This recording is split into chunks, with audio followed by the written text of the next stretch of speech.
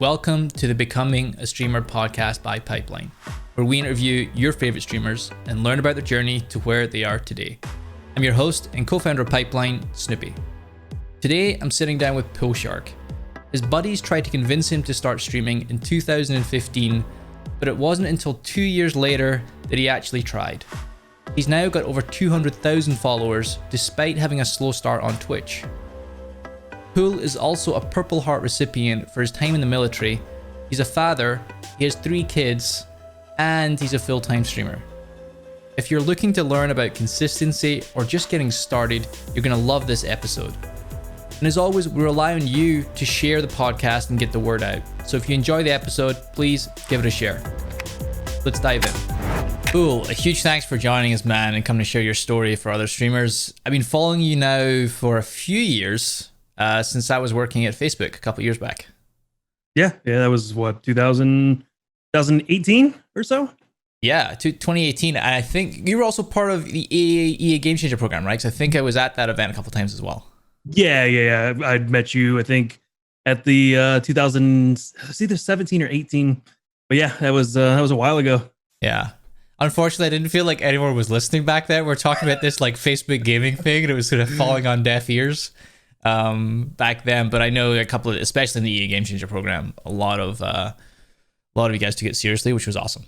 Yeah. It seems like more as the things went on, like the presentations you guys had as they went on, more and more people kind of hung around and asked questions and like, hey, what's this about? And it was pretty cool to see the progression.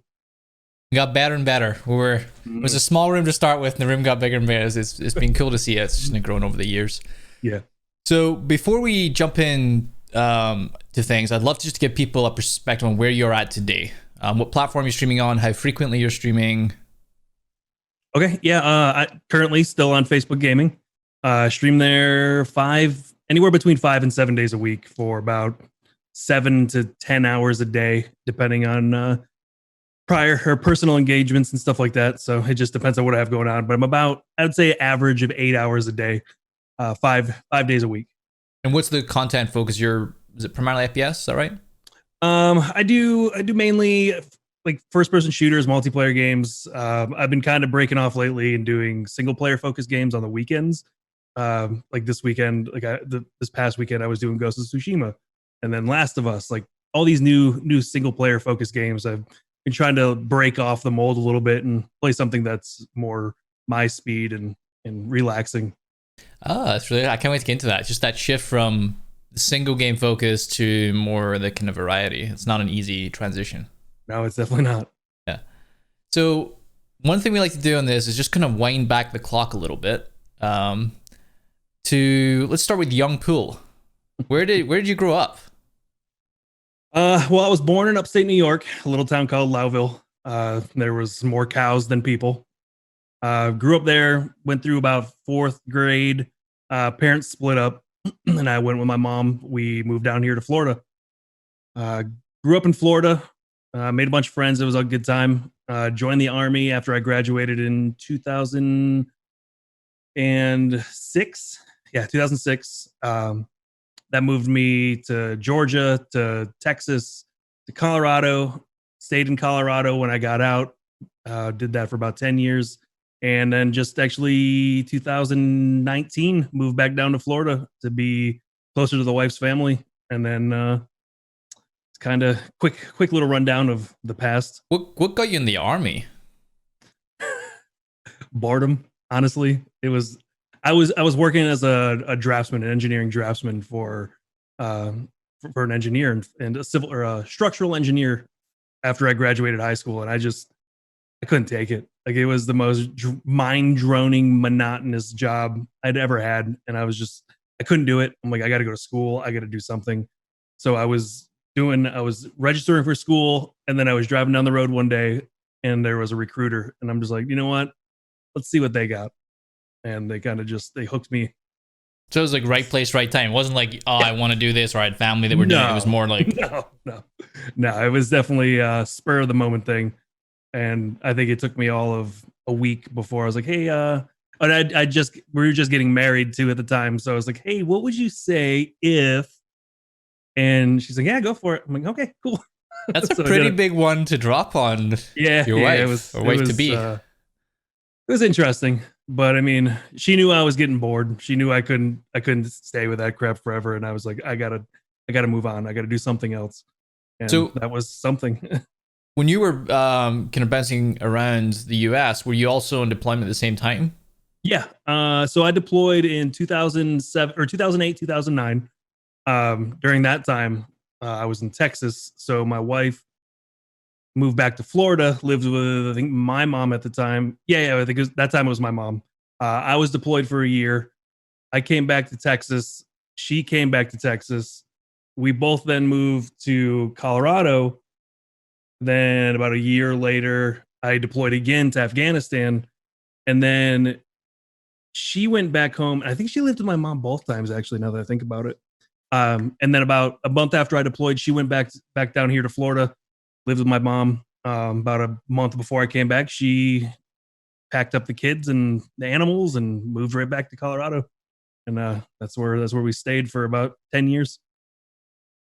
So when this was all happening, how did how so you weren't like performing arts background, you're not like a public speaker from what I could tell. So how did you end up getting into streaming? Was like gaming a thing throughout for you, or So actually, before I joined the army, I started hanging out in the forums for Battlefield 2. Um, and I can't honestly, I can't remember who they were. That was so long ago. But I became a moderator because I spent so much time there. Like I love like Battlefield 2 was like my focus. Like I love that game. And that was right before Battlefield 2142 came out. And so like I just hung out there, became a moderator. And then I was like, hey, I'm joining the army. I might be kind of on and off. And like I was playing games throughout. Um, Kind of fell off that side of things up until about 2011 after I was winding down and knew I was getting out. And the current community manager for Battlefield was like, "Hey, do you want to come back and be a moderator and hang out and moderate the forums?" And so I was like, "Yeah, sure, why not? I mean, so I don't when have you say anything else to community do." manager, do you mean this is someone working at EA? Yeah, a guy at EA currently working at EA. He's a good friend of mine now, and so you actually probably know him, Jeff Braddock. Yeah. But yeah, I'm pretty good. I'm really good friends with him, and he brought me on. And after a while, they're like, "Hey, do you want to start coming out to these feedback events?" So where they'd fly us out to the studios, we'd do community member feedback. The Game Changers program before it was technically called Game Changers. They brought a few of us out there. We'd give feedback, and I was like, "Oh man, this content creation thing. There's a lot of like streamers and YouTubers, and I'm like, oh, this is kind of cool." I'm like, I kind of have fun just moderating and going to these cool trips and doing all these things. And I did that for what, 4 years, and that's where I met Darkness, and I started hanging out in his channel a lot. I'm like, oh man, like streaming is a thing. Like this is something that I could actually see myself doing because I won't be working because I'm disabled now. So like I can't actually have like a physical labor job. So I was like, man, maybe I should figure something out. So while I was going to school, I started just spending a lot of time in streams and Darkness's stream and on Twitch. I was watching like Summit, uh, and so I just did that. I kind of just did my mental research, um, took notes. Tim of Darkness eventually convinced me. He's like, "Hey, you should give this a go." And so I started on Twitch. So just for those listening, Darkness 429 is Yeah. a Yep. kick-ass streamer on Facebook, but he was on Twitch before that. So Right. you were watching him on Twitch and Correct. moderating for him. No, I actually wasn't a moderator. I've known him, and I kind of like I was kind of a lurker, so I stayed back. But watching him stream and stuff, and he's just like, "Yeah, maybe you should give this a go. You should give this a go." And I'm really stubborn, so I was like, no, I don't want to do this. No. And it took me I think it took him about 2 years before I finally gave it a go. And it hooked me. Like it just took off from there. And I'm like, I got to do this. Like, this is fun. I'm having a blast. I'm meeting new people. I'm creating a community of people that are similar in mindset to me. And everybody's getting along and people are creating friendships. And I'm helping people through hard times and great times. And I'm seeing kids born from community members and stuff. And it's just like a little dysfunctional family, and it's great. Like it hooked me, and I'm glad I did it. So you went from just kind of being in the circle, and I think it's really cool because you kind of got your foot in the door of the industry, and that kind of exposed you to a lot more that was going on in the streaming world. And Tim kind of convinced you to try it out. Did you start on Twitch? Was that where you started? Yeah, I started on Twitch, did that for about, I don't know, 6-8 months or so. What was year are we seeing in some right growth. 2017, I think it was, near the probably the later second half of 2017. I jumped on there. I wasn't seeing too much growth. I mean, I was seeing some growth. Like I got to about 1,500 followers or so that's when Darkness switched over to Facebook, and he's like, "Hey, you should give it a go over here." So March 31st of 2018, I'm like, "All right, we'll do this," and I did it.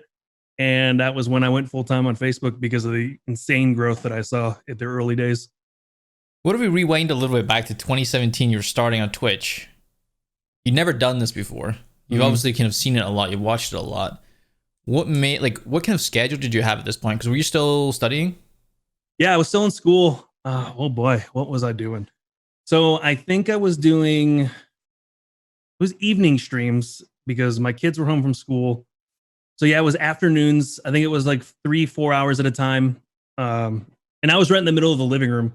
So like they didn't have TV or anything because I was taking over that entire area. You were the day's entertainment. Yeah, I was literally in the middle of the living room. My coffee table was one of those lift up coffee tables. So my keyboard and everything would be on there, and I'd lift it up and I'd have everything set up right there. And my kids would be running around behind me, hanging out. So it was like you were in a day of my life because every aspect of my life was going on behind me. And honestly, I think people were kind of attracted to that because they could just see like this dude's just doing this thing in his house and his family's cool with it. And yeah, it was an interesting time. Obviously I didn't have crazy amount of views. I had 2-3 viewers at a time. Probably one of them was me watching the broadcast in my dashboard. So how long were you doing this for, a couple of days a week or a couple afternoons a week? How long were you doing that for when you were only getting 2-3 viewers? Let's see. Oh boy. So I was in single digits probably for 4 months where I would just sit there and even when I started getting into double digits, like it was like 10, 11, and then it would go back down into single digits. So it's not like I was breaking into these high numbers and staying there. Like it would slowly go up, and you'd see the peaks and the valleys. And I probably did that for 4 or 5 months. So yeah, right up until about February of 2018. Were you ever like, what the hell am I doing? Yeah. I mean, I pretty much started with that mindset. Like, what the hell am I doing? Like, I have no idea what I'm doing. I wasn't very tech savvy when it came to streaming. Like I've built computers and stuff for me before, but like the side of streaming, like I was clueless. I thought I was just kind of cobbling things together to make it work. And it did work. Like it just started everything. Like I'd go live and I'm like, hey, there's my audio. Everything sounds good. This looks good. And then I was just in the mindset, like, who's going to watch this? Like, why are people watching me stream a video game? Like, I don't understand it. But I was like, I don't really have anything else going on. So I was like, and this is fun. Like I get to talk to the few people that are here. Like I get to hang out with them. And I got to know people. Like the 3 or 4 people that are there are still in my streams today. About almost 3 years, about 3 years later, like these people are still in my streams and like moderators, community managers and stuff like that. And initially I was just like, these people are never going to remember me in a year. Like I'm just going to be just a blip in their life. And I've created like meaningful friendships out of this stuff. And I mean, while at the time it was difficult and questioning whether I should keep going forward, I just kept in the mindset of like, I'm having fun. This is all fun for me. And if I make a few bucks on the side to keep up this habit and upgrade here and there, I'm all for it because I'm having an actual good time doing this. I think that's a really good philosophy, is make sure you're enjoying it, because that'll come across in your content. When you were approaching your content, did you have any like strategy around it where you're like, oh, I'm like gonna do this, or I'm gonna be known as this? Was there any strategy behind it, or was it like I'm just gonna go live these days? So other than my schedule, like I was like, I knew right from the start, like I have to keep a consistent schedule or else people are just gonna show up for a couple days and just disappear. So my main goal when I started streaming was keep a schedule, and if I can't be, obviously I know now that I'm not the best at all game or any game really. I would say I'm above average at best. But my original goal was keep a consistent schedule and be me 24/7. The good, the bad, the ugly. I will not ever change who I am on camera or off camera. So if when someone comes to my stream, I'm the exact same person on camera that I am in person. And I wanted to maintain that for streaming just because I don't know. I, Maybe people are like that, but I know for a fact that I wanted me to be like that just for personal satisfaction. Did it ever become something like, were you ever like taking it more seriously than this is a hobby or a side thing, this is fun? Did there ever come a point where like this is serious within that 4 months? I wouldn't say so. I mean, even now my mindset is this is a hobby, and if obviously it's branched into a paying career to where I don't have to work and it pays bills. But I've always maintained the mindset that if I stop having fun, if I don't enjoy it anymore, I'll just pack up and leave. Like luckily I'm afforded that luxury to where I can just call it quits at a day's notice. If I'm not enjoying it anymore, if I don't like it anymore, I can just wrap it up. And I've always maintained that. Like if I'm not having fun, I don't want to do it anymore. That's good. When you made that swap over to Facebook, it must have been quite a heavy decision. I know you had like someone you looked up to and respected saying, hey, come and try it out, but you'd built 1,500 followers. Mm-hmm. You've kind of got your jam down on Twitch a little bit. What made you jump onto Facebook? That one actually took some convincing too, because like I said before, I'm super stubborn and I'm very set in my ways, and I don't like change too much. I kind of like things the way they are. And if things are working, and I felt like Twitch was working for me and I didn't want to change it. And even after my first week of streaming on Facebook, of where I did it a couple times, a couple hours here, a couple hours there, and I saw tremendous amounts of growth. And I'm like, oh, I'm going to keep going on Twitch. I'm going to keep this going. This will be my side thing. And just kind of out of nowhere, I was like, you know what? I gotta stop. I gotta stop doing this. Like, this is going very well. I'm stupid if I keep trying at Twitch, because it's weird because I put like this, I put Twitch on this pedestal, and I saw Facebook gaming as kind of like this fly by night organization. Like obviously Facebook's enormous, but I saw Facebook gaming as kind of like a just meh. Not very like, cool. It's like, it's the opposite of cool. Right, because it's Facebook and everybody hates Facebook and they love to hate Facebook, and your grandma's on Facebook. And I was like, this isn't going to last. I'm like, I got to make this Twitch thing work. That's that's the cream of the crop right there. And once I got that out of my head, where I was like, I can make a community, and I want to make a community that'll travel with me anywhere, that is there for me and not the website. I want me to be the focal of the content. I don't want the bleed purple or the bleed blue or whatever. Like I don't like that mindset. I think it's more so you focus on your community, and your community is the one that you bleed. You bleed your community, not the website. And once I put that through my head, I went with that, and then switched to Facebook full time. What was it that you mentioned things started picking up a little bit and you had to make that conscious choice? What was that big break? I think in my second week of streaming, I broke 10,000 followers. And I'm like, okay, yeah, I need to put this time to start focusing on this. This is obviously my trajectory on Twitch was kind of a flat line. You'd see it going up, but then on Facebook, it's just like, whoa. I'm like, okay, this is what I got to do. I'm like, this is where I'm going to put my focus. Can you attribute anything to that? Was it like they needed to find someone like you on Facebook? Was it the algorithm? Was it like playing with other streamers? Like what contributed to you growing so quickly? Do you know?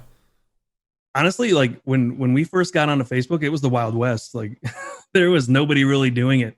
People were kind of dabbling here and there, but nobody took it seriously except for like those original 40.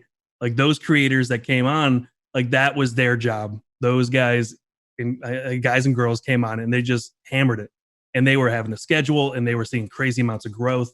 I knew Darkness, so I played with him here and there whenever I could because I just kind of jumped on whenever.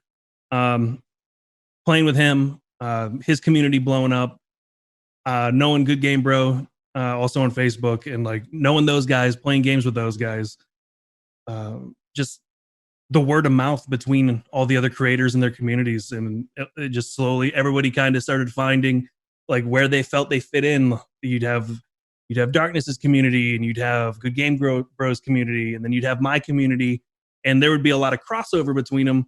But then you started seeing like this is where I'm going to hang out. This is where I'm going to hang out, and it was great. So like the word of mouth, and then playing with other creators, that was a huge thing early on because nobody really knew what Facebook was, and so once they started finding people, they were able to branch out pretty quickly because nobody kind of stuck to themselves. Yeah, I remember the early days. It was very much the Wild West. I remember it well. The one thing you touched on earlier was getting married and your wife and your kids kind of running around. That's a lot going on, and I think parents that are listening can probably relate. Like it's a little bit chaotic at home when you've got all that going on. You've got kids running around. You're trying to stream. How's it been with your family and like in terms of the support from your family? So at first, obviously, I wasn't making much money, if anything, on Twitch. So my wife was kind of like, "Are you really gonna do this? Like, you play video games all day. What are you doing? Like, you're gonna get a job, right?" Like, yeah, yeah, yeah, yeah. Yeah." So that she was kind of hesitant on it. Um, my daughters love it. Like, they absolutely loved it. I will absolutely at the drop of a hat if something's happening. Like, if my daughter needs my attention, the stream pauses. I go take care of that. And it always is that way. It's always going to be that way. So as they come in right now, get out of here, Adorable. weirdos. But I mean, at a drop of a hat on stream, I will take a minute and I will focus on them to if they need help, if they want me to grab something. They take priority over the stream, and over time, people really like that. And my youngest daughter, Chloe, she still joins me on stream. She'll come sit on my lap, watch whatever game I'm playing. She'll be like, "Hey, let me play," and she'll grab the keyboard and mouse from me and start playing. Like we're playing Warzone. She'll jump in the lobby and be like, "Haha, I lived. I didn't get anybody. Nobody got me, and I lived." And she just spends time on the stream, just hanging out, talking to everybody. I'll read out chat to her so that she feels just part of it, and people love it. And it's chaotic, but being a parent for me will always take priority, regardless of I could be making $1 million a day, and my kid will still take priority over any of it. And I think I'd like to think that people respect that. I hope they do. What about your Yeah. energy levels on that? God. Like, how do you? Because I mean, being a parent of three kids, also just being a good husband, that takes work too. Like, how do you balance your energy levels throughout the day? Oh, it's exhausting.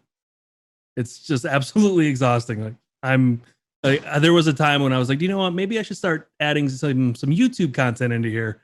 I'm like, no. There's only so many hours in a day, and I need to be able to focus time on hanging out with my wife, playing games with her if she wants to play some games, or watching TV with her, the kids, and spending time with them, taking them places. Like I'm I'm tired 24/7, but I just luckily caffeine is a thing, and that's pretty much mainlined right into my system at all times.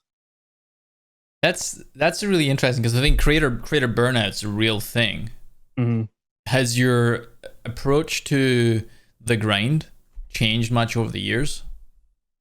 No, I don't think it has. I know how many hours a day that I can do and still feel good the next day.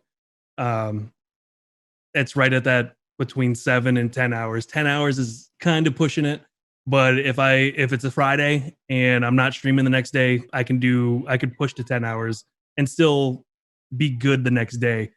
I've found the limit of what my brain can take. And I don't push it any farther because I know that it's this thing's a pretty scarce commodity. And once you burn that one out, there's not too many backups hanging out in the corner over there. Yeah. When you were mentioning earlier, like your wife was not so supportive in the beginning. She's kind of like, yeah, what, are you gonna sit and play games all day? Fast forward a little bit, you're now, this is a full-time job for you, right? Yep. She she's 100% supportive now. I mean, she's all for it. She's like, we've got this thing running as a well-oiled machine when it comes to the personal side of it and the business side of it, and we're very in tune with each other to where she can handle certain parts of it, I can handle certain parts of it, and she's been absolutely nothing but supportive. And honestly, with how scatterbrained I am, she's been the craziest, biggest asset that I could have ever asked for. She can handle things that I wouldn't even think about. She asks questions. She's like, "Hey, are you doing this?" And I'm like, I don't even know why I never thought of this."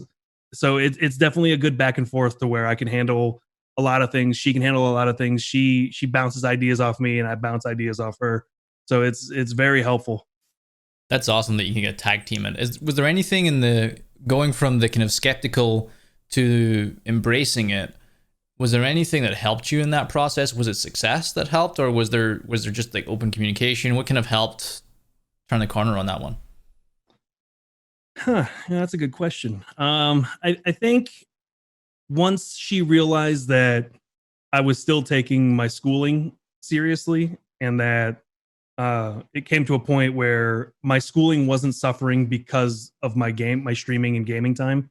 I was still able to do dad, husband, gaming, schooling, and there was no burnout in any of that, and I was able to maintain that all without letting any other aspect of that falter. And I think as that time went on, over just a few weeks, she was just like, okay, well, he's obviously not going to have any issues here maintaining this, and she became a lot more supportive of it and was willing to help at pretty much anything that I asked. It's awesome. You're obviously getting paid way back in the Twitch days, but what was like the first thing when you had some kind of meaningful revenue from streaming? What was like the first thing that you invested in? Just put it right back into the stream. Pretty much everything that I made within the first probably 8-10 months went right back into the stream, upgrading everything that I had, making sure I could do this whole streaming gig. I could do it to the best of my ability without wasting time trying to figure this out because it's cheaper or easier or maybe a more hectic way, but it's going to save you money. But I never looked at it that way. I wanted my stream to be technically sound on all aspects. So until it was that point, pretty much every cent that I made went right back into the channel. And how's that evolved? I think it's a great attitude to just keep investing. How's the evolution of your competence with streaming? Do you feel like you've got it, you're a dab hand right now, or are you still like something goes wrong every other day and you're like, this? Honestly, I think audio is the hardest thing ever to figure out. Like I can never, my audio levels are always messed up. I've even got a fancy schmancy Go XLR. Like I've upgraded. Like I was on Voice Meter Banana before, which is the most insane program I've ever used in my entire life. Everything else is pretty much set. Like I know if something goes wrong in this, it's going to be this. I can fix it in 30 seconds. If there's a buzz, like, I can fix the buzz. It's probably just touching something. But the audio just seems to mess with me once a week at least. There's just something pops up that's just like, he can't hear us. Like, come on. It's consistent because you never did anything new. You just booted up the computer and something happened. You're like, what? Yeah. What is this? Yeah, it's nothing that it's not that I plugged something new in or somebody came over with a hammer. And no, it's just Windows updated. Like, are you kidding me? Yeah. Like, how am I supposed to combat that? Yeah. What does an average day look like for you now, Eric? Oh boy, let's see.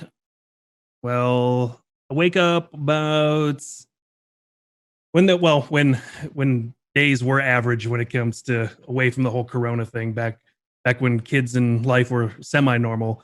I'd wake up about 6. Kids would get ready for school and stuff like that, and we'd spend a little bit of time hanging out. Um, about 7-ish, finish eating if I can.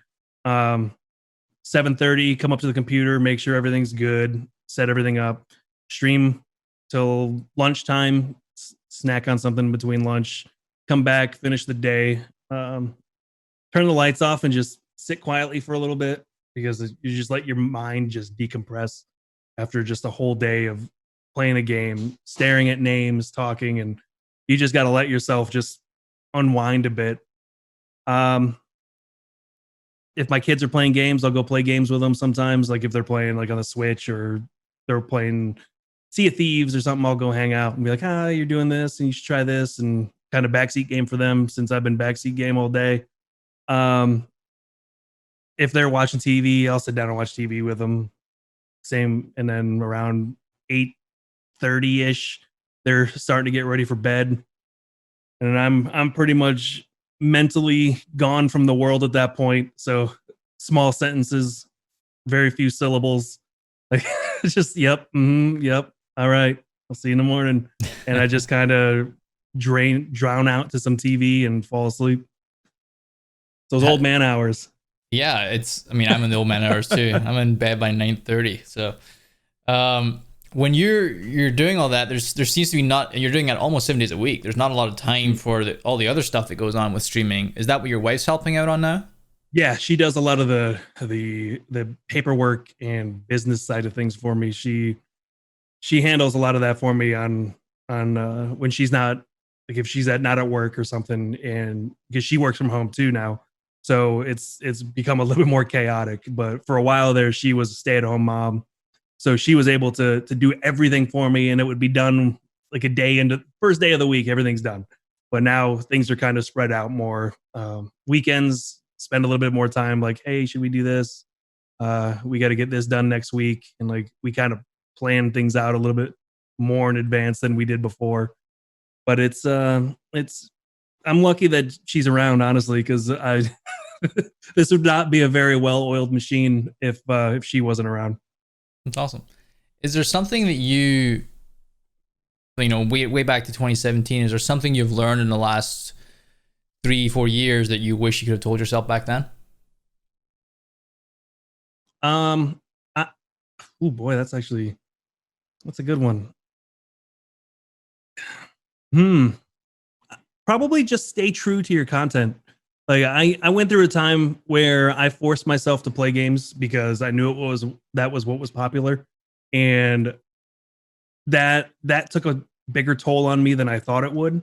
That was during the Fortnite days, and everybody was playing Fortnite, and I spent too much time on that, and it started affecting my mindset when it came to streaming in general. Like it was starting to not be fun to me anymore. And I was like, "Uh-oh, am I already at that point where this is not going to be fun? Am I going to just gonna quit in a week?" I would say probably the biggest thing that I would want to tell myself is to keep doing what is fun to you. Don't let the numbers dictate your path. Do you think you would be in the position you are now if you didn't focus on Fortnite, as an example? Probably not probably not as high, not as big. Like the channel would probably not be. It'd probably be half the size, but at the same time, like I would have been in a better mindset sooner, and I would have been able to put more consistently good content out instead of 6-7 months of good Fortnite content and then 4-5 months of trash ish content.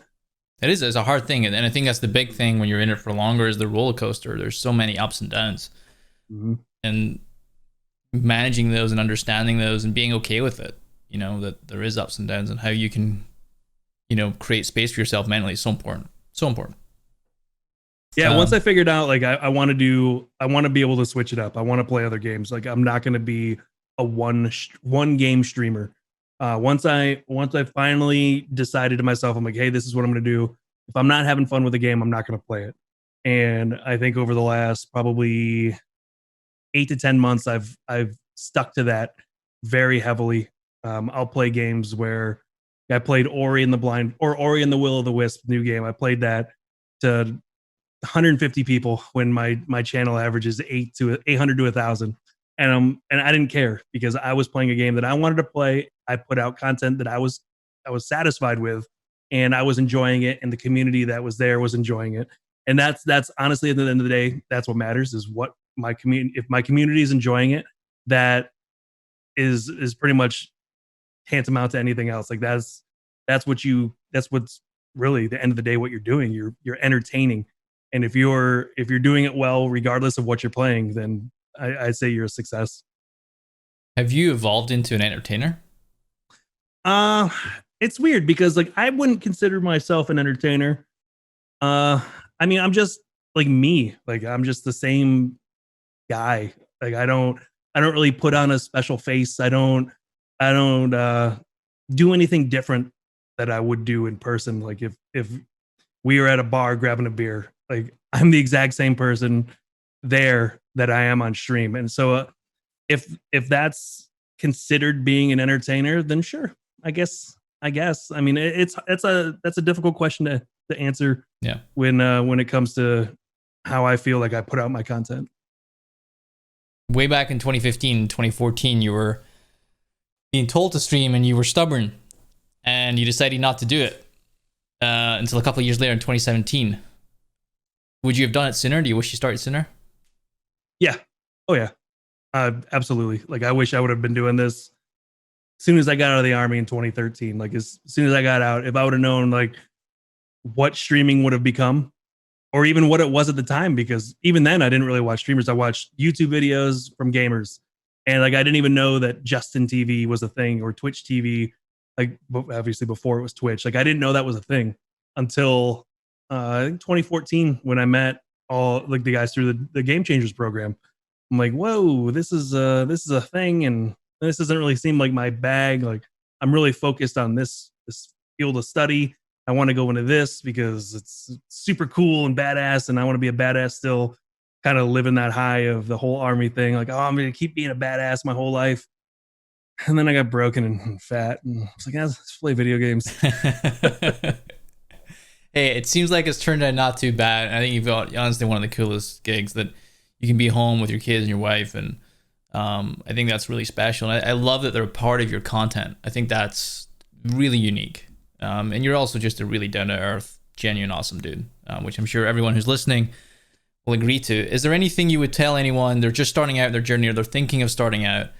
Kind of some wisdom from your last few years streaming full time? Yeah, honestly, it's the same. I tell everybody the exact same thing. I'll have people that have been streaming for a while and don't see any success, and I have people that are just starting out. I tell everybody the same thing. Do what's fun to you for gaming, and stick to a schedule. That's the biggest thing. Like stick to a schedule, because people aren't going to know necessarily when to find you, but you create that repetition, and over time people will kind of understand that, even if it's 10 people or 100,000 people, that repetition breeds patterns. The patterns are what people are super follow patterns like all over life and everything. And no different in gaming. Just set a pattern and have fun. If you put that across, your content will be great. People will come to it regardless. It'll be either slowly or quickly, but people will find you and you will have a community regardless of the size. It's surprising how many people don't do that. They can't just sit the schedule and stick to it. Even if they just undercut their, they're like super conservative. I can only do 2 days a week or 3 days a week. It's still, they find it really hard to just stick to that schedule. Yeah, it's huge. It's a lot bigger of a deal than I initially thought. When I first started, I kind of jumped around a little bit, and I was like, oh man, I'm not seeing too much. And then I stuck to a schedule, and I started seeing consistent growth. I'd see the same faces there every once in a while. They'd be like, hey, I brought my friend over. He's watching now, and it's just the pattern, the consistency, and it just hammer it home at the same time every single time, and people will find you. Cool. Eric, it was absolutely great to have you on. If people are looking to find your content right after this, where should they go? fb.gg/Poolshark Gaming, or just go to the Facebook app and search Poolshark Gaming. I'll pop up. You'll see this. Cool. Sweet, man. Thanks, Eric. Appreciate it. Yeah, no problem.